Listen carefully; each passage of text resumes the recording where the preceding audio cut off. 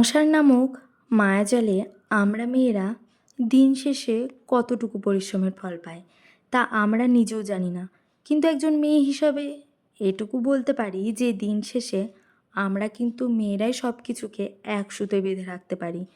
সংসারে যদি তুমি দুদিন না থাকো তাহলে তোমার অভাব কে কতখানি বুঝবে, সেটার চেয়েও বড় কথা হলো তুমি এই সংসারে ফিরে যাওয়ার জন্য ব্যাকুল হবে। আমরা মেয়েরা দেখবে বড়ই অদ্ভুত, তরল পদার্থের মতো হয়ে, যার কোনো গন্ধ, বর্ণ, আকার হয় না। দুদিন ছিলাম না, গিয়েছিলাম আমার শ্বশুর বাড়ি বেড়াতে। তো সেটাও আবার একটা কারণে, আমার মেয়ের মানত ছিল এক জায়গায়, আর সেটাই বৈশাখ মাসেই দিতে হয়। সেই উদ্দেশ্যে আরও যাওয়া।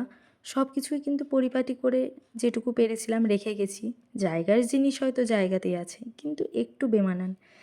হ্যাঁ, কিন্তু তাই বলে আমার বরের কিন্তু নিন্দা করব না, কারণ ও সংসারে সকালে যে ক্রিয়াকর্ম সেটুকুও পারে।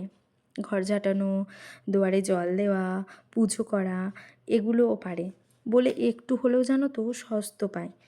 কী বলো তো, মনটা একটু হলেও শান্ত থাকে যে এইগুলো ও করে নেয় বলে। তাও একটু হলেও শান্তিতে থাকতে পারি কোথাও গিয়ে। তাও মনটা জানো তো বারবার এই যে বরের দিকেই পড়ে থাকে। কি বলি, কি করছে, কি খাচ্ছে, এসবের দিকেই থাকে। ওই যে মায়া, মেয়েদের জীবনটা না বড়ই অদ্ভুত রকমের। তো চলো, আজকের মতো ভিডিওটি এখানে এটুকুই। আবার দেখা হচ্ছে নেক্সট ভিডিওতে।